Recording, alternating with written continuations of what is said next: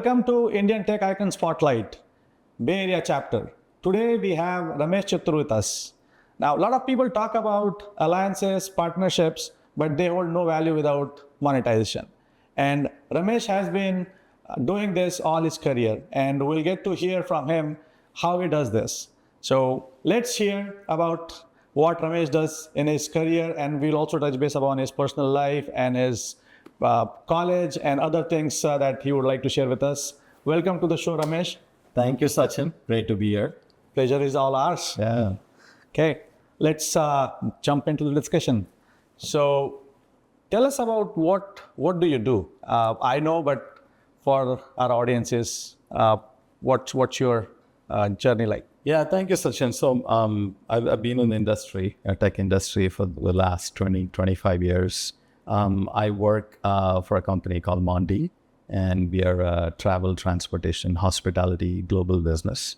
And I run partnerships for them and help with monetization and joint value exchange. So when I introduced you, I talked about monetization, and a lot of people look at partnership, alliances, and not a lot of people talk about monetization. So share some light on what is like monetization. What does it mean to you? Yeah, look, in any business to be profitable, there's so many ways to move forward, right? You can go direct, channel, indirect.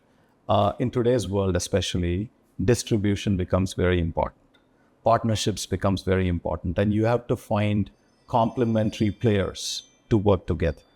And what I mean by that is, if an entity A is working with an entity B, there has to be a joint value exchange. What I bring to the table versus what entity B brings to the table has to complement, and we go together as a solution. And there's other ways to partner, but that's how you measure the health of a partnership. It's all built on trust and 360-degree mutual value exchange. Yeah. So well said, actually, because a lot of people don't see partnership from that angle.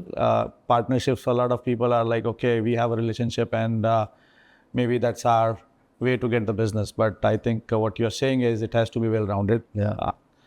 And when we talk about monetization, like how do you think about monetizing something like, Yeah, I mean, I think that's a great question, right? So obviously you want to do as much as you can, but as a company within your own confinements, but there's limited resources for anybody, whether that's people, resources, or time. And if you want to reach your targets at an optimal level, you want to take time to understand what kind of partners could be useful for you, what value they bring, do they tie into your vision? And once you have that kind of alignment and understanding, then you set up goals and you track metrics, whether it is with growth in revenue or growth in logos or sales and so on and so forth. But it is very important that there is mutual understanding that we are going after the same goal. It's not that one company wants to get everything out of the other and without caring about it. So you walk together. I call it two in a box. Like there's a famous saying, if you really want to go further in life, you want to find friendly partners or aligned partners so that you can maximize the return, because there's always competition. So this could be one way of differentiating versus the competition, where you don't have to have a whole number of partners, just one or two meaningful partners. And what I mean by monetization is you bring value exchange to me where you have a product or a service or an offering that gets bundled with me, and the common value of 1 + 1 is 11. Yeah. So that's what I mean. Yeah.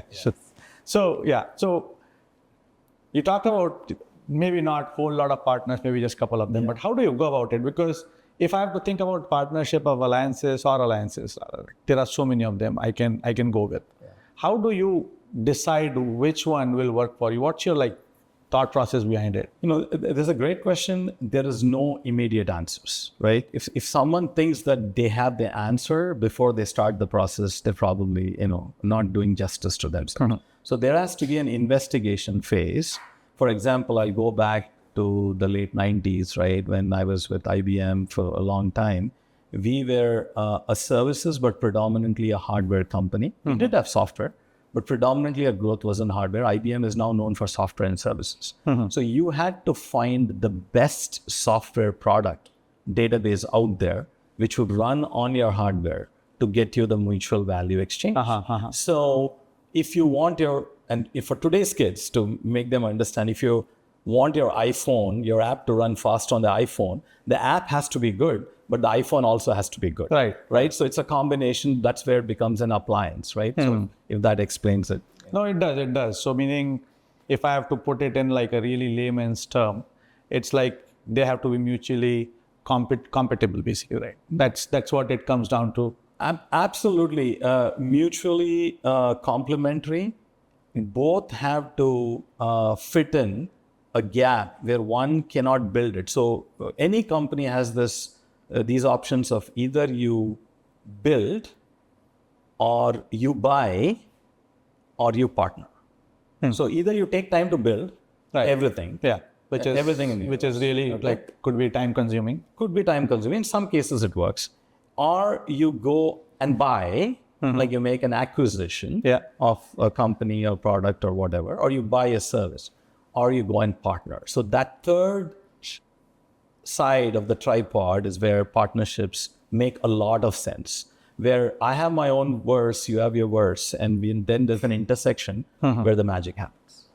Well, that's interesting actually, because to look at it from a tripod viewpoint kind of gives that clarity, you know, what it actually means. Tell us about some of the challenges then when you go in this kind of models where you're looking for partnership or alliances. Seems very promising, but what are the challenges that people generally don't see or miss out on? This is great. You know, there is, I've seen this a lot where founders that come from a strong engineering on a product background may not immediately get the value of the partnership. And they want the partnership to reap rewards immediately. And partnership is one thing, is built over trust. If the partnership is a plant, you have to water the plant regularly. At the same time, if the partnership is a carrot, once you plant the carrot, you cannot be digging the carrot out every day to see how much it has grown. Right. So you have to nurture the partnership. And so the one challenge is how you measure. So how you measure partner sales versus direct sales is two different things. Direct sales is you go after, leads, you go after what can come out of it, and then you rinse and repeat. Partnerships, if you're patient, it's a gift that can keep on coming. You can grow big with one or two really good partnerships. So that actually takes me to another question. And on the similar lines, it's very interesting how you actually explained it. Direct sales, let's say I am running a company and I have a direct sale. I have control over my own workforce. That, okay, I have this in mind, go and chase, and I want these numbers, and you will do whatever it needs to get there, right? But with partners, it's a little different. So how do you kind of motivate, put that in front of them that this is what we are looking at, and then ensure that, yes, we get there together? It's very challenging because, like you said, you're paying for the salaries and the bonuses of the people. There's accountability and to sell your product. But in this case, this is like two armies getting together to fight a war against the competition. And they have to be mutually incented in each other's success. So you do things like, for the first certain number of deals, take 10 deals, 15 deals, you have to have buy-in from the leadership team from both sides, from the CRO, CEO, to make sure that the product bakes in and you win together. And maybe you spiff the other team, like you incent the other team, recognize team members from the other side first, before recognizing team members from your own side. So those are some of those creative best practices. And then a big part of that is education, because a lot of salespeople may not be believers in a channel partnership. And this is a fact. Show them the big win. Show them that you have a friend in the fight against the competition. If you have certain intel on the account, now you team up with your buddy on the other side, on the partner side.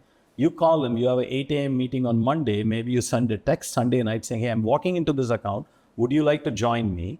Now I look bigger than I am when I walk in with you. So the forces are joined.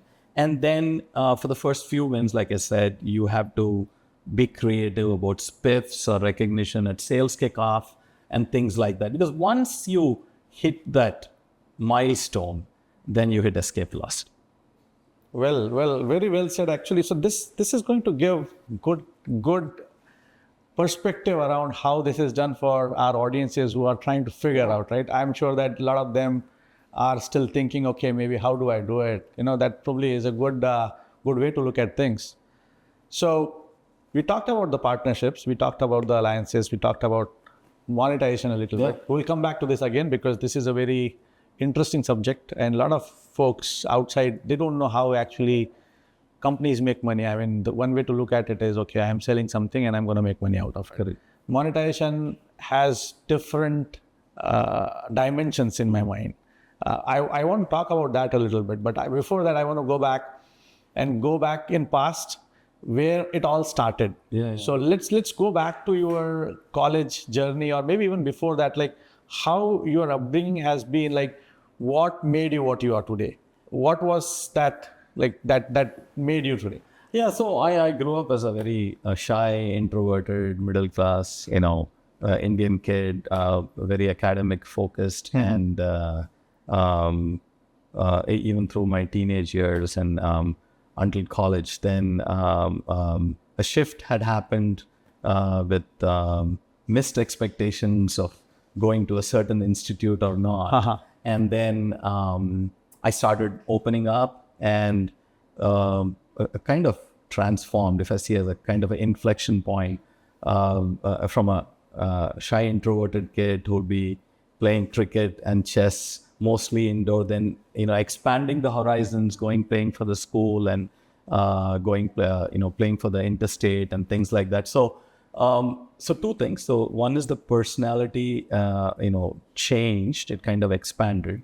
And then coming to the United States later after that for my master's and further down MBA, and getting into relationship management, business development, alliances, which I found to be my sweet spot. And I would never do anything beyond this. So that kind of fits in with my career and, actively involved in community, helping companies out, startups or whatnot. So you talked about that transformation from being introvert to extrovert. What was that turning point? Was it an influence from somebody in the family in past, or was it the timing itself, like, the environment or circumstances? What was that? I would say that's a great question. I've never actually pondered enough on that. I just focused on the event, but not the reason behind it. But I think it was a combination of circumstances, from being a high achieving kid, coming first in the whole district and state for at the board exams. And then when I went to the next level, kind of going into more intracultural, intramural and sports activities, I think that kind of opened up a little bit. And then doing things like being part of the NDA, being part of the, other extracurricular activities started broadening my horizon. But I think around undergrad is when the shift happened. Okay. So interesting that, you were into these kind of activities and then you thought, okay, maybe this is where I want to go. So what was the point when you thought that I have to go to States to study, and like what was the driving force, I would say? Yeah, actually, there was no driving force, to be honest. There was it's an unexpected event. I was not, nobody from my family had left. I'm the youngest of the three siblings. Everybody's still doing well, doing great back home, but I had the opportunity, I used to write a lot. I used to write to professors. The early days of internet, where you used to go to an internet center, pay like 100 rupees and write emails to So I got into that. Nowadays I know people are trying to stay away from them for digital addiction, but that was a novelty then. And I started writing to professors, expressing my interest, and then communication started flowing, and you get all these prospectors coming home, and then I had some good friends where we planned things together, and like they say, the rest is history. And then one more thing I'll tell you is, after coming here in the US, it's a different world. At least back then, the late mid-90s, it was different. you have to do everything here by yourself. You're very independent. So I had the privilege of doing multiple part-time jobs and interacting more with people where people around me were not comfortable doing it. And I started doing it, and that helped also with that evolution. Okay, so coming from that background, coming to the States, and then you said that you were a bright student. So I think the academics would have not been a challenge. What were the other challenges that you faced, and that kind of set the path for your future? Yeah, so but I look at inflection points, right? So one was when after I came here and graduated, the whole economy was going through a downturn, the dot-com bust and jobs and all that. I had the good fortune of working for international business machines, IBM, very amazing, one of the best companies out there that used to train people, put you on different projects. I got to travel a lot, meet clients. So kind of that forcing function came as part of being employed for IBM. And then in a role where you would partner with people not at IBM. So even though I was an IBMer, 100% of my time I would spend outside the castle.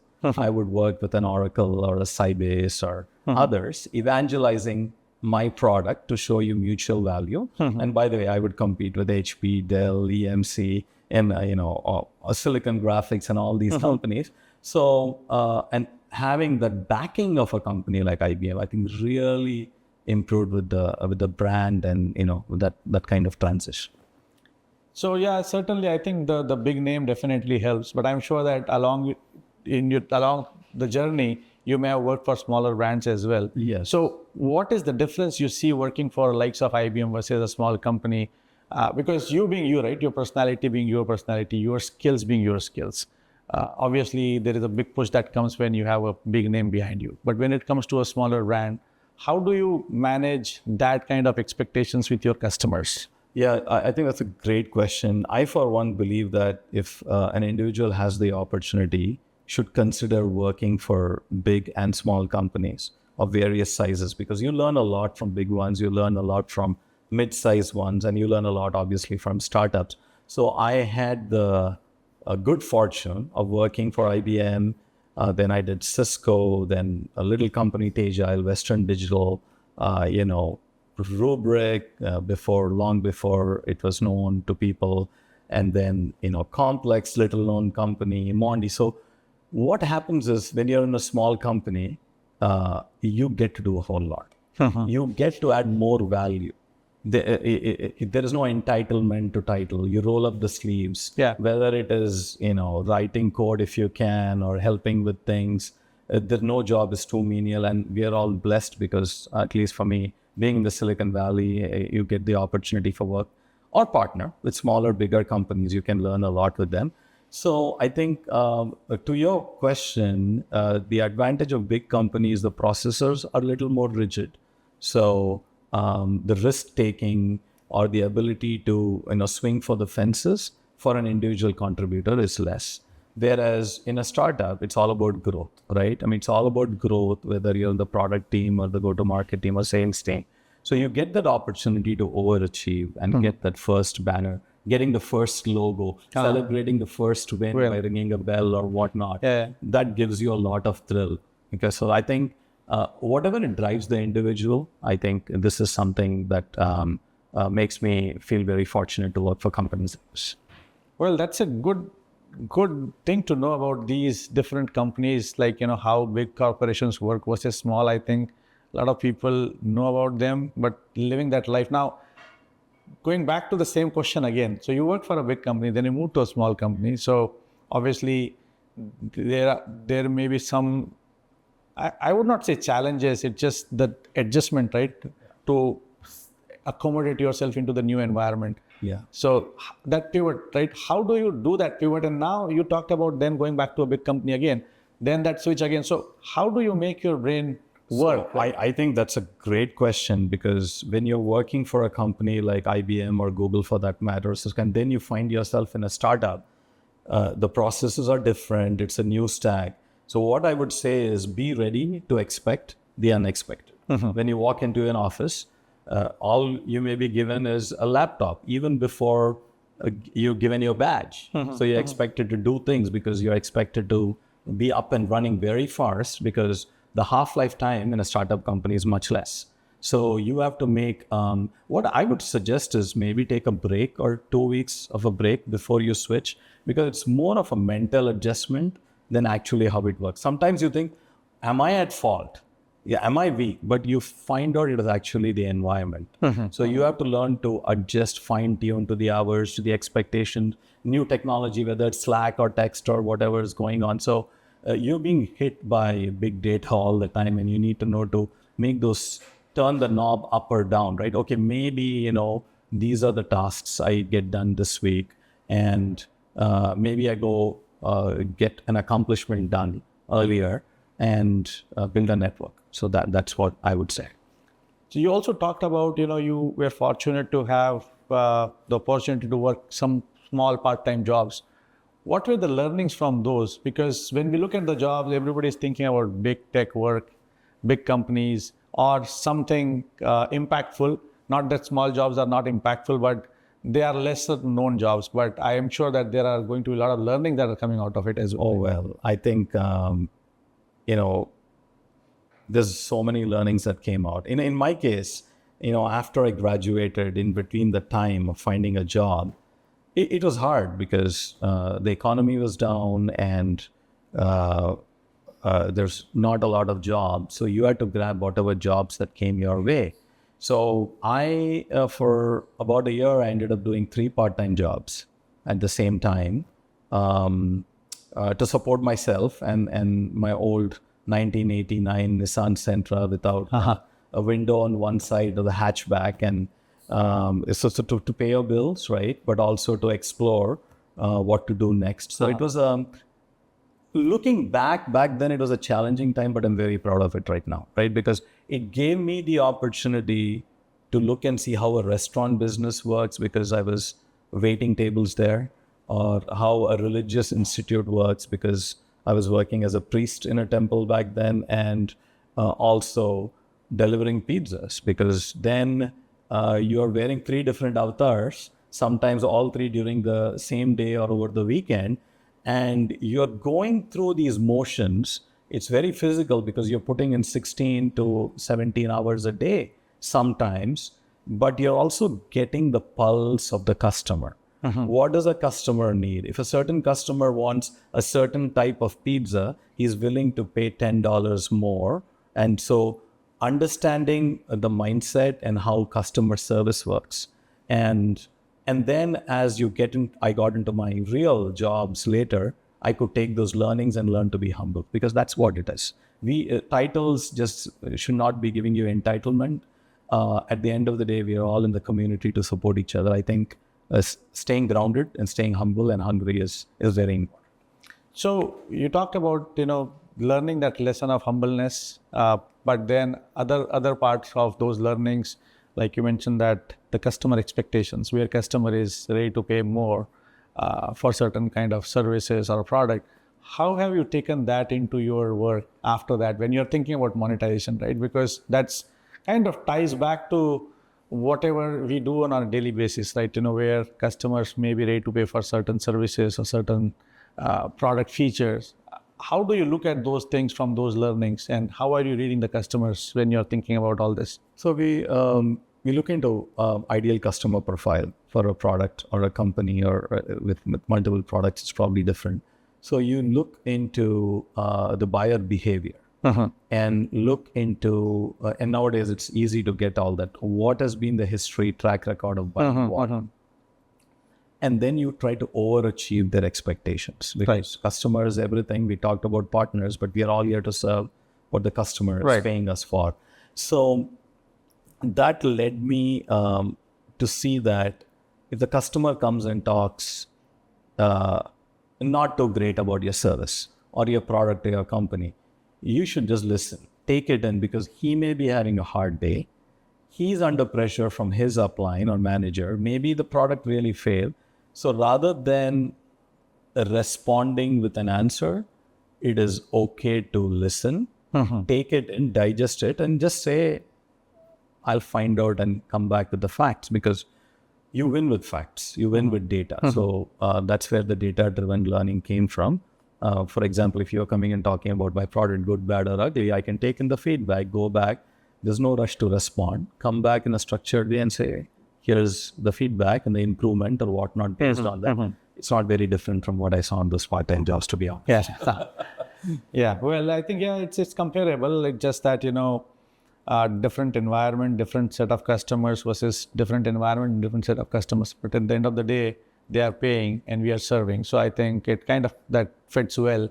Just a different industry maybe. Exactly. Yeah. So now you are in this industry for over 25 years or maybe close to 25 years now. What is the shift in technologies that you have seen over a period of time? You have seen the dot-com bubble and the burst that happened, and then now we are in the age of AI where everybody is talking about the AI. How that has transformed in your view, like over a period of 25 years in terms of what you do? Yeah. So when I look into this, in my view, partnerships were few and far back then. The trust levels between companies has matured over time. Distribution has taken a whole new angle, right? So people have realized with all the shifts that has been going on, where you talk about the global shift, we talk about the population aging here in the United States, we're talking about other countries like India and China, where the younger people are more in number. So with all these shifts going on, the key for me when it comes to partnerships is to see the business transitions ahead of time. So we should, in my role, I should be able to see what's coming 9 to 18 months ahead, so that I can now plan up and line up the drugs, whether it is with feedback to the product teams or other teams. And because failing to plan is planning to fail is what I think. So it takes a lot of homework, fine tuning, and doing fewer things right, as opposed to casting a wide net and bringing a hodgepodge of text. That's well said, actually. So just focus on few things, and I think the vision comes into play at that point, of course, backed by data. Now, we also talked about AI a little bit, and I asked you that question. So how is AI transforming, and what are the new challenges you see in the world of AI that's prevailing right now? So, again, my view on this is AI in itself is actually nothing new. It's been there for some time. The evolution has, if I may, accelerated with the induction of the ChatGPT and things like that, right? So now a lot of mundane tasks are automated. The human brain power is now should be focused more on the creative aspect, how to tame AI as opposed to AI taming you, right? Because the way I look at it is either the computer is programming you or your device is always programming you, or you're programming it, right? It's like, an example is you've gone to see a certain tutorial on a class.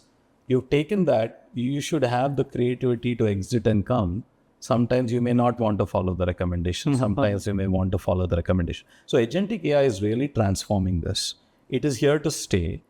AI is like electricity. So think of the days when there was no electricity and electricity has come. So AI has come. Good or bad, AI is going to stay here. There are going to be some non-optimized, entities out there. And our job is to fight the bad ones with the good ones. So AI is here. I was fortunate enough to be part of the inaugural AI lecture on Agentic at IIM Ahmedabad earlier in the year. To 2-day course. I highly recommend people go through something like that, because there's a lot of innovation happening there. How people are thinking about next generation applications, how the stack is going to be built. For example, digital experience, Sachin, used to be all about what content you put there, how search engine optimization. Now they are thinking about what is the AI stack looking for it. So that AI has to come to data, and data should not be going to the AI, right? So AI has to be pervasive. So that's one learning. The other thing is, I would say approach it with trust, but please verify. So you don't have to be scared about AI, but trust it, but verify. And how do you verify? Look at third-party tools that can benchmark it, because obviously there's a lot of not so trustworthy applications. Right. Every Of course, email that comes to you, you should not click. So I'm cautiously optimistic about a transition into AI.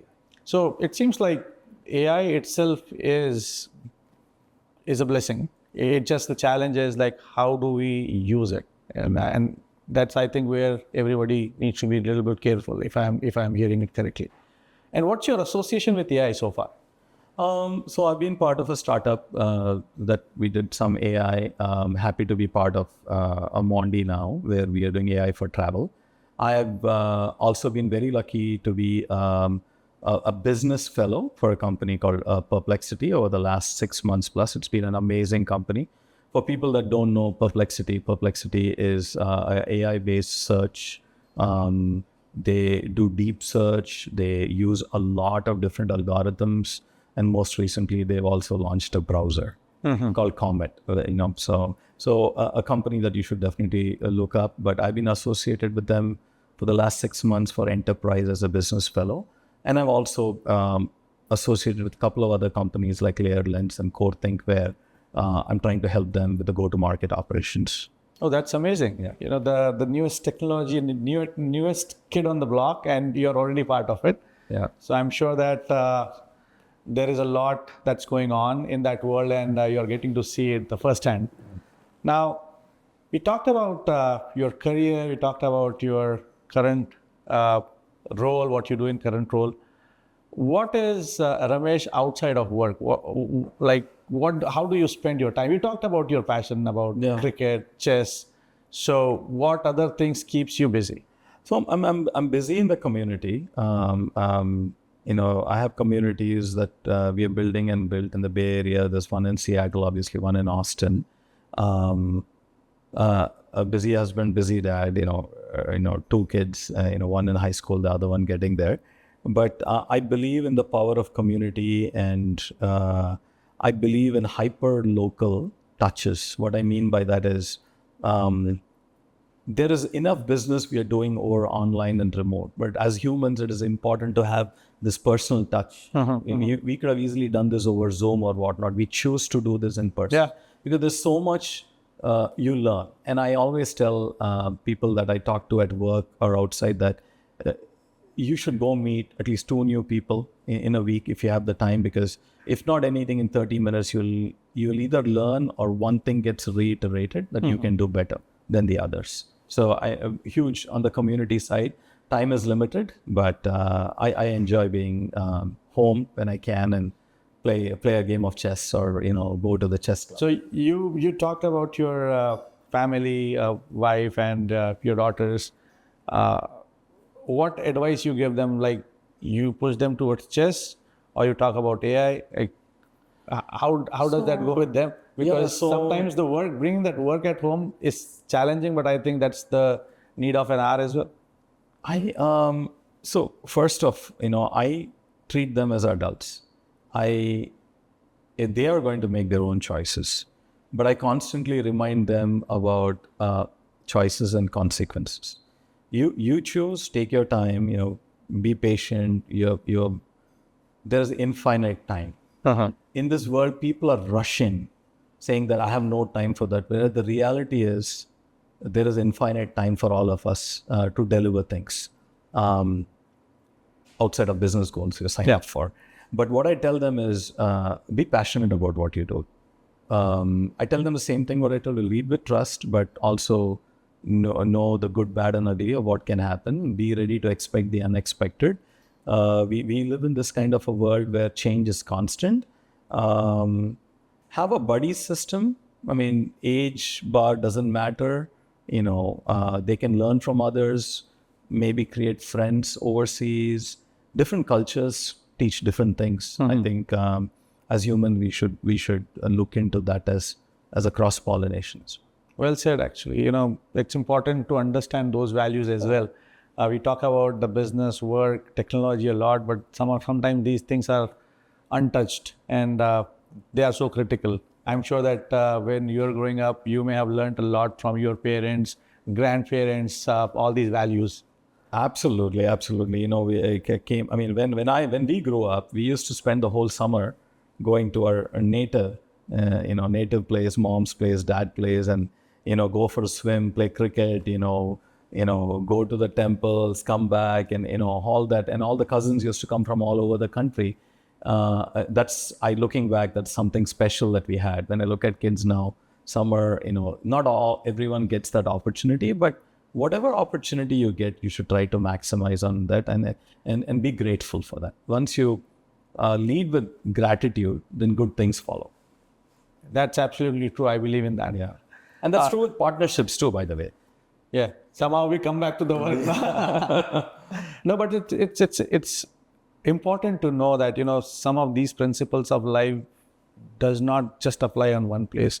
If you believe in it, then it kind of applies everywhere, whether it's work, relationship, with friends, family, anywhere you go. I think that, at least for me, that's how it works. That, if I believe in a principle, it's not limited to just work or this one place. Coming back to the personal life, and we were talking offline, you were sharing your experience, the community work that you do. Would you like to share something about giving back to the community, how you're contributing to the community? Probably it will be good for our audiences to know. Yeah, so one area that I'm involved is the California School for the Blind. The California, it's part of the Department of Education, and they are, believe it or not, the only blind school in the entire state of California. Oh. And lot of kids from all over the state come there, learn. Some of their staff also do not have the gift of vision. So I'm able to see you, you're able to see me, the audience is able to see you. Think about people who cannot see. So I try to work with them actively during their summertime, during open houses with other team members in the community. Occasionally stop by with water or things like that, whatever helps them. But they need a lot of help.